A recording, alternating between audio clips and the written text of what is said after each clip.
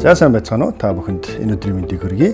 За би Японд сургууль төгсдгийн Жугамо нийгэмлэгийн сугар байна. Тэгээд та бүхэн мэдж байгаа болвол 2026 оны 8 дугаар сарын 15-16-ны өдөр Сүхбаатарын талбай дээр үйл ажиллагаа зохион байгуулагдах байгаа. Тэгэхээр та бүхэн энэ хоёр өдөр Сүхбаатарын талбай дээр хүрэлцэн ирснээр Япон соёлтой танилцах, Япон хоол идэхтэй, Япон компаниудын эрхэлж байгаа бизнес, Монголд орж ирж байгаа Япон бүтээгдэхүүн, за эсвэл Япон улсад сурах, Япон улс руу ажиллах боломж, за мөн Япон компаниудын үйл ажиллагааны танилцуулга зэрэг олон зүйлтэй танилцах боломжтой байгаа.